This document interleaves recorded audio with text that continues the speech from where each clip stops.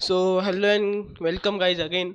सो आज हम वापस डिस्कस करेंगे वही जो प्रीवियस वीडियो थी ना अपनी, उसके आगे के टॉपिक्स पे। मीन्स जैसे कि मैंने आपको वो शॉपकीपर वाला एग्जांपल बताया था, उसके बाद एक प्रॉपर्टी डील के बारे में वो एग्जांपल बताया था। वही हम अभी वो आपको उसके हिसाब से अब मैंने समझाया था कि ट्रेडिंग क्या होती है। तो अभी वही चीज़ हम चार्ट पे देखेंगे कि कैसे क्या होता है एंड अच्छे से एक्सप्लेन करूँगा। ओके, तो ठीक है, चलो शुरू करते हैं।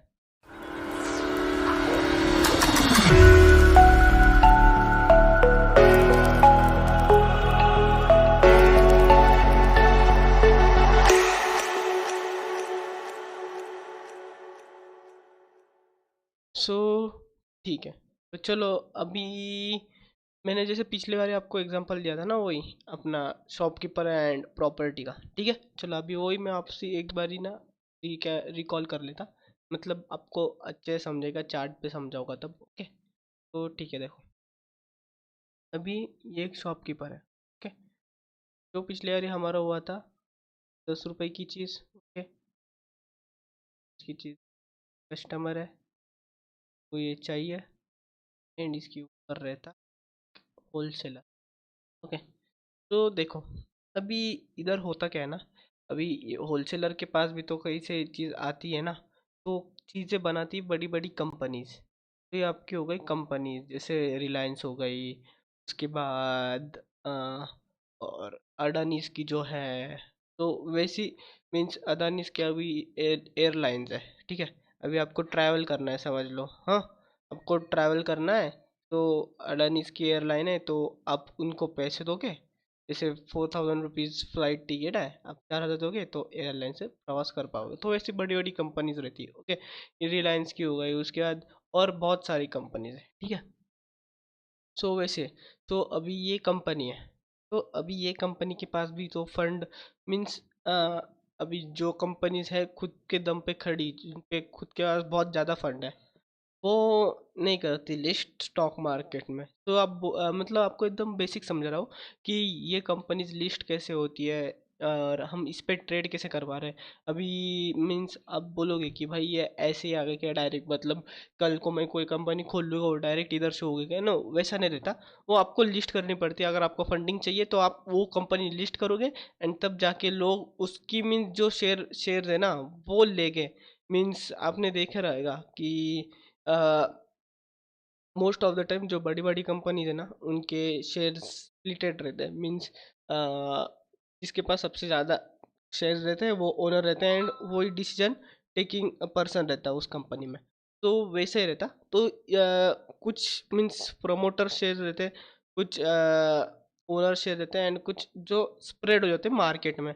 तो ये वो शेयर रहते हैं जो स्प्रेड रहते हैं मार्केट में, जो डेली बेसिस पे हम उसको ट्रेड करते हैं एंड ये करते हैं। ओनर ने अगर उसके शेयर छोड़ दिए तो वो वापसी इधर आएगी, जो हम बाय कर पाएंगे या सेल कर पाएंगे। ठीक है, जैसे अभी पेटीएम का हुआ था। पेटीएम में आपने देखा रहेगा तगड़ा क्रैश आ गया था, तो उसमें भी कोई एक ओनर ने एग्जिट करके, कोई मीन्स दूसरा एक से कोई तो भी एक पर्सन था, उसने हाई क्वांटिटी में पैसा इन्वेस्ट किया पेटीएम में, तो वो भी उसकी मीन्स उसकी इक्विटी ज़्यादा हो गई फिर ओनर से ज़्यादा, तो वो ओवरटेक कर गया उसको। ओके, तो ऐसा कुछ मीन्स उस तरीके से अभी तक कॉम्प्लिकेटेड नहीं करते हम, नॉर्मली बेसिक ही समझ लेते हैं कि क्या है क्या नहीं। ठीक है, तो छोड़ो, जान दो वो सब, दिमाग से क्लीन कर लो। अभी हम वापसी अपने मेन टॉपिक पे आते हैं कि ये शेयर्स कैसे होते हैं। तो आपको ये समझ आ गया रहेगा कि कोई कंपनी अगर खुद से एनलिस्ट करेगी और जो बचे कुचे शेयर्स है, तो उसके ऊपर जो फंडिंग्स रहती है वो इधर उधर मैनिपुलेट होते हैं, वही उसमें ही ट्रेड कर सकते हैं हम। सारे शेयर्स पे मीन्स सारे इस पे नहीं कर सकते। ठीक है, सो चलो देखो अभी ये एक कंपनी है। हम्म, अभी इसके समझ लो 70% शेयर्स कंपनी के पास है, मीन्स जो बोर्ड्स वगैरह सबके पास है, एंड 30% जो है वो मार्केट में स्प्रेड है। तो ये 30% है ना, ये 30% पे ही ट्रेड होगा। ओके, तो अभी इधर क्या होता, अभी वो वैल्यू ना कंपनी के हिसाब से डिसाइड होती जब शेयर एनलिस्ट होता। ओके, अभी समझ लो ये एक पर्सन है, ओके, कंपनी का ओनर। तो अभी इसने स्टॉक मार्केट में एनलिस्ट की, वो वो अपना जो ये है ना कि स्टॉक प्राइस क्या रहनी चाहिए, वो सेबी एसबीआई सेबी वगैरह देखती है, ओके, कि क्या रखनी है, क्या एनएससी बीएससी। तो ओके, उसके हिसाब से एंड कंपनी वैल्यूएशन के हिसाब से वो प्राइस एनलिस्ट होती है। तो अभी ये कंपनी ओके, तो इसने लिस्ट कर ली तो आईपीओज निकलते हैं, आपने सुना रहेगा आईपीओज, आईपीओज में पैसे डालते हैं बहुत सारे जन है, ओके। सो आईपीओज वगैरह, तो वैसे आईपीओज आते पहले, ओके। अगर आपको लेना रहेगा अर्ली एक्सेस, आपको पता है ये कंपनी बहुत मस्त है, तो आईपीओज आते पहले। सो आईपीओज लेने के बाद आप जब शेयर लिस्ट होता है तब देखते हो कभी कभी 100 का 200 हो जाता शेयर, नहीं तो 100 का 50 भी हो जाता, तो ऐसा भी होता है। तो कंपनीज भी आप कौन सी कंपनी सिलेक्ट कर रहे हो उसके ऊपर भी डिपेंडेंट रहता है, और उसका बैकग्राउंड मीन्स अपना उसका फंडामेंटल सब कुछ एनालाइज करना पड़ता कि भाई ग्रोथ कैसी है, प्रमोटर शेयर कितना परसेंट है प्रमोटर्स के पास, उसके बाद मार्केट में जो शेयर फ्लो हो रहा है वो कितना परसेंट है। अगर ये ज़्यादा रहेगा तो कंपनी ज़्यादा करके घाटे में रहती, ऐसा नहीं रहता, बट जितना ज़्यादा प्रमोटर खुद के पास रखता है ना, उतना ज़्यादा स्टॉक के चांसेस रहते हैं ऊपर बढ़ने का, ओके। हम करेंगे बाद में ओवर, ठीक है। अभी वापसी हम टॉपिक पे आते हैं कि हाँ ओके। सो ये अभी समझ लो इसने इनलिस्ट किया इसकी कंपनी का स्टॉक, तो वो है, अगर इनलिस्ट हुआ 100 रुपये को, ठीक है। सो 100 रुपये को इनलिस्ट हो गया, जो आईपीओ में लिए थे, अगर वो 50 रहेगा उनका 50% बढ़ गया, ठीक है। अगर 50 रुपये का आईपीओ में था एंड वो 100 रुपये पे ओपनिंग हो गई, तो 50 रुपये मीन्स 100% आरओआई गेन हो गया उनका, ओके। वो उसको होल्ड भी रख सकते हैं या एग्जिट भी कर सकते हैं, ओके। सो ठीक है। सो अब ये 100 रुपये में इनलिस्ट हो गई।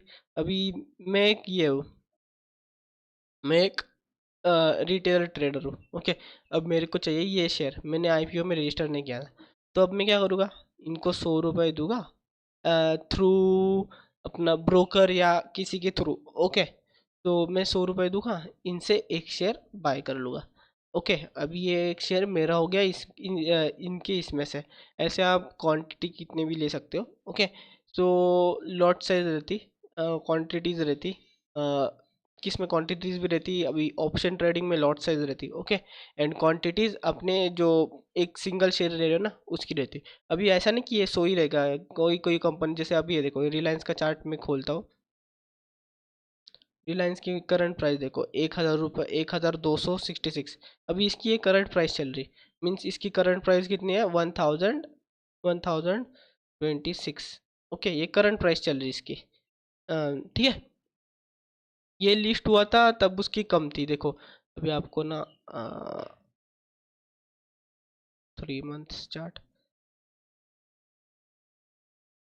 देखो, ये जब लिस्ट हुआ था ना, जब आया था मार्केट में, जब ये रिलायंस ने खुद से ये किया था, रजिस्टर्ड किया था, मीन्स इसके लिए कि स्टॉक एनलिस्ट करने के लिए, ठीक है। तब उसकी ओपनिंग प्राइस देखो क्या थी, ओपनिंग प्राइस थी, ये ओपनिंग प्राइस थी 15 रुपये, एंड अभी वो शेयर कितने रुपए पे चल रहा, 1,000 रुपीज़, ओके। तो ये रहता है power of compounding trading, time value, okay. इसको आप टाइम वैल्यू बोल सकते हो टाइम के हिसाब से, बट वो कंपनी भी वैसी चाहिए स्ट्रॉन्ग। ऑलमोस्ट देख सकते हो 7,400% का आरओआई रिटर्न्स, ओके। तो देखो, तो ठीक है चलो हम वापसी हो रिटर्न रिटर्न्स पे नहीं जाते हैं। तो देखो ये 100 रुपये की कंपनी लिस्टेड हुई है, मेरे को इसका एक शेयर चाहिए, अब मैंने एक शेयर ले लिया इसका, ठीक है। अब ये मेरे पास हुआ है, अब मैं इसको जब चाहूँ तब सेल कर सकता हूँ, जब चाहूँ तब वापसी बाय कर सकता हूँ, मीन्स वापसी इनसे और शेयर बाय कर सकता हूँ, ओके, ठीक है। तो अब मैंने एक शेयर लिया, ठीक है।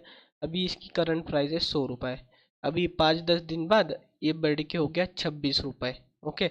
अब प्राइस, अभी इसकी प्राइस कितनी हुई, वापसी पूरा टोटल करने के बाद आफ्टर 5 डेज 126 रुपीज़, मीन्स 26 रुपये बढ़ गया ना, तो 5 दिन बाद कितना हुआ 126। अब देखो मेरे को इधर से एग्जिट करना रहेगा, तो मैं इसको एग्जिट भी कर सकता हूँ, कभी भी एग्जिट कर सकता हूँ। अगर मेरे को 5 साल बाद भी एग्जिट करना है तो भी मैं एग्जिट कर सकता। अगर 5 साल बाद समझ लो ये 2,600 रुपये बढ़ा है, तो इधर ऑटोमेटिकली मेरे 2600 आगे के बढ़ जाएंगे। ऐसा मीन्स 2700 हो जाएगा ऐसा, क्योंकि शेयर। ओके, वैसा समझ रहे हो ना। अगर 5 साल बाद मैंने इसको 5 साल बाद इसकी प्राइस हो गई 2600, तो मेरे टोटल कितना होगा? 2600 प्लस ये मेरे जो इन्वेस्टेड अमाउंट था वो 100, तो हो गए टोटल 2700। 5 साल बाद मैं डायरेक्ट इसको इतने अमाउंट पे भी निकाल सकता हूँ। उसमें कोई टैक्स या कुछ टैक्स लगता है, 10% लगता है शायद ही लॉन्ग टर्म गेन्स पे ना, 10% टैक्स रहता। ये टैक्स वीक्स का तो बाद में देख लेंगे, इतना कुछ है नहीं। ओके, बाकी आप ये बस कंसेप्ट समझ लो, ठीक है। ठीक है, चलो। अभी आपको ये समझ गया कि एक कंपनी लिस्ट होती है, फिर मैं एक बायर हूँ, तो मैं उससे बाय करूँगा पैसे देके। एंड फिर वो उसमें जैसे जैसे बाइंग आएगी ना, अगर ज़्यादा बाइंग आई तो ऊपर जाएगा, एंड अगर जो जिनने बाय किया है उनने हेवी अमाउंट में सेल कर दिया ना, तो वो नीचे जाएगा स्टॉक।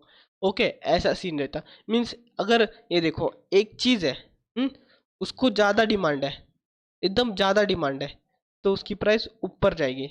मीन्स अभी एक 10 रुपए की चीज़ है, हाँ, बट वो एक ही है मार्केट में, हाँ, बट उसको खरीदने वाले हैं 1000 लोग, तो उसकी प्राइस ऊपर जाएगी। सिंपल इसमें। बट एक चीज़ है, अगर ऐसे समझ लो, 1000 चीज़ें हैं, हाँ, 1000 सामने आपके 1000 चीज़ अगर ये समझ लो, 1000 मोबाइल डिवाइसेस है, ओके, 1000 फोन्स है, बट उसको खरीदने वाला मार्केट में बस एक ही जाना है, तो उसकी डिमांड कम है, तो उसकी प्राइस नीचे जाएगी। पूरा सप्लाई एंड डिमांड पे ये रहता है। ओके, तो वैसे ही सीन रहता। अगर कोई अच्छी नामी कंपनी रहेगी ना, आपने देखा रहेगा, तो उसके स्टॉक्स बहुत मतलब लिस्ट होते ही बूम हो जाते हैं, मतलब डबल टिबल लिस्ट होते ही। मीन्स 50 रुपए का आईपीओ था, खुला सीधा 300 रुपए पे, क्योंकि हाई डिमांड। ओके, बट कभी कभी आपने देखा रहेगा कि 100 रुपए का स्टॉक है, बट खुला डायरेक्ट 15 रुपए पे, 10 रुपए पे, 5 रुपए पे। तो उसमें क्या रहता कि इनके पास स्टॉक दबा के है, 1000 5000 सेल कर सकते हैं, 25,000 सेल कर सकते हैं ये, बट लेने वाले बस 5000 है। तो इसकी इवैल्यूएशन कम हो जाती है, और फिर ये दब जाता, तो प्राइस ड्रॉप हो जाती। वैसे ही देखो क्या होता है मार्केट में, जब अपना सीधा सीधा मार्केट कभी नहीं जाता, इतना याद रखना। ई मीन्स अभी 10 रुपए पे है, तो ये सीधा 5000 मार देगा, ऐसा नहीं आता कभी। ओके, ये कैसे आएगा? 10 रुपए पे थोड़ा लो लगाएगा, फिर वापसी ऊपर, वापसी नीचे, फिर ऊपर, फिर नीचे, फिर ऊपर, फिर नीचे, फिर ऐसा ऐसा करके। जैसे देखो, आप चार्ट पे देखा, कितने को लिस्ट हुआ? 15 रुपए को, नीचे गया ऊपर आया, नीचे गया ऊपर आया। ये डब्ल्यू ब्रेकआउट हुआ, देखो कैसे रह लिया, नीचे ऊपर ऊपर ऊपर, फिर वापसी एक झपैक से डंप आया, फिर वापसी नीचे ऊपर, नीचे ऊपर, फिर वापसी ऊपर, फिर वापसी नीचे ऊपर, ऐसे मतलब सीधा सीधा ऊपर नहीं आएगा, थोड़ा अंदर बीच में ये करते करते। इसलिए long holding investment is best. जो अच्छी कंपनीज है नामी, उसमें वही चीज़ अच्छी है। ओके, तो चलो, आपको मीन्स बेसिक समझ गया रहेगा कि ये स्टॉक कैसे हम इनको ट्रेड कर सकते हैं, एंड क्या फ़ायदे भी आपको समझ आ गए रहेगा, क्योंकि आपने देखा ही रहेगा ये रिटर्न्स जो मैंने आपको दिखाया है इसके, लॉन्ग टर्म इन्वेस्टमेंट के रिटर्न्स, तो वो भी आपको समझ आ गया रहेगा। आपको ये भी समझ रहेगा कि कैसे वो एंड लिस्ट होती कंपनीज वगैरह, वो तो इतना डीप नहीं, बट नॉर्मली समझ आ गया है कि आपको ये स्टॉक्स कैसे दिखते हैं। जैसे रिलायंस हो गया, उसके बाद में कोई और सर्च करूँ, जैसे एच डी एफ सी, अभी एच डी एफ सी का ये हो गया है, तो ये कैसे हुआ है? तो ये बड़ी बड़ी कंपनी ना कैसे फंड्स लेती है, क्योंकि उनको पंप मिलता है, फंड्स ज़्यादा है कि ना। अब देखो, अपने कंट्री में बहुत ज़्यादा पॉपुलेशन है, ओके, तो फिर अ, जो लोग हैं इन्वेस्टिंग में बिलीव करते हैं, जैसे अब देखो, जो मीन्स शेयर मार्केट भी नहीं करते ना, चाहे अभी करेंट टाइम आप बोलते हो कि भाई 10% ही है, तो इतना पैसा इनसे कहाँ से आ रहा, करोड़ करोड़ में। तो देखो, कोई ट्रेडिंग करता हो या ना हो, ओके, जो पैसा है ना इनिशियली जाता है ट्रेडिंग में ही है। कि आपने देखा रहेगा जो म्यूचुअल फंड्स हैं, म्यूचुअल फंड में बहुत ज़्यादा इन्वेस्ट करते हैं। उसके बाद जो पॉलिसीज लेते हैं उसमें भी बहुत ज़्यादा इन्वेस्ट करते हैं। LIC से आप पॉलिसी ले रहे हो, HDFC से आप पॉलिसी ले रहे हो, पैसा कहाँ रिडायरेक्ट हो रहा? उनके अकाउंट्स में ना, HDFC में ही हो रहा ना वो। आज तो इनिशियली उनके पास ही रहा ना पैसा, तो उसी के बेसिस पे वो इन्वेस्ट करके ही पैसा बढ़ाता है। वो भी स्टॉक उनके पास जो बड़े बड़े ट्रेडर्स रहते हैं ना, उनका एक खुद का ये रहता है पूरा, मीन्स ट्रेडिंग वीडिंग का उनका भी रहता है। वो बड़े बड़े ट्रेडर्स हायर करके रखता है और वो खुद इन्वेस्ट करते हैं एंड वो रिटर्न्स आपको मिलता है। ऐसे जैसे म्यूचुअल फंड्स के हो गए, वैसे बहुत सारी चीज़ें हो गई। जैसे अपना और क्या पकड़ सकते हो, ट्रेडिंग्स की भी पॉलिसीज आती, मार्केट पॉलिसीज के बाद बहुत सारे आपने देखा रहेगा। वो कभी कभी म्यूचुअल म्यूचुअल फंड में क्या होता है, मोस्ट ऑफ द टाइम्स बहुत पैसा बढ़ता है, वो अंधा पैसा बढ़ता है। बट वो मीन्स ना दिखाते नहीं इतना बड़ा है, वो कट कर लेते हैं अंदर से, उनका कट निकाल लेते हैं। वो आपको पता रहे ना उनने क्या ट्रेड लिया है क्या नहीं। बस आप उन वो ट्रांसपेरेंसी नहीं है आपके आपके बीच और म्यूचुअल फंड के बीच। वैसे आप खुद करोगे ना तो आपको खुद को पता है कि आपका कितना पैसा बढ़ा है स्टॉक से एंड कितना घटा है। ओके, तो बस बेसिक्स यही रहता कि कैसे बाय। अभी आपको चार्ट पे बता देता है एक बारी बाय सेल, आपको तो इसमें समझ गया रहेगा एग्जांपल पे। ठीक है, अभी एक चार्ट पे बता देता आपको। देखो, अगर ये समझ लो इसके आगे का कुछ नहीं है, क्या होगा, क्या ये पेड़ मांगेगा? हाँ ठीक है चलो हो गया, पेड़ ने मांगा। सो ठीक है, समझ लो ये देखो, ये एनलिस्ट हुआ, 5 रुपए पे एनलिस्ट हुआ ये। ठीक है,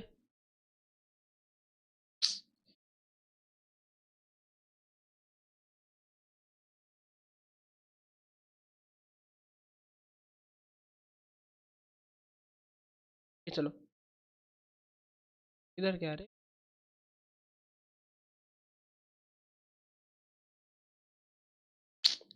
ठीक है चलो छोड़ो, ऐसे ही समझ लेता।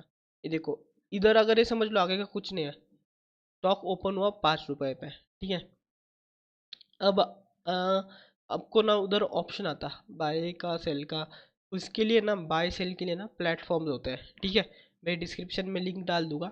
जो ब्रोकर्स, बेस्ट ब्रोकर्स मेरी तरफ से जिनसे मैं ट्रेड करता हूँ ना, उनकी डिस्क्रिप्शन में मैं लिंक डाल दूंगा। आप वहाँ से जाके एक सिंपल अकाउंट बना सकते हो एंड उसमें कैसे ट्रेड करते हैं मैं वो अगली वीडियो में बताऊंगा आपको कि बाय सेल कैसे होता है उन ब्रोकर्स में एंड कैसे आप कोई स्टॉक बाय करके लॉन्ग टर्म होल्डिंग कर सकते हो एंड उस पर अच्छे से समझा दूंगा मैं। ओके, सो जिनका जिनका अकाउंट है वेल एंड गुड, कोई ना, आप उसी अकाउंट से कर लेना। ठीक है, जिनका नहीं अकाउंट, जो न्यू आने का सोच रहे हैं इसमें, तो वो जाके मेरे डिस्क्रिप्शन से मेरे लिंक के थ्रू रजिस्टर कर लेना।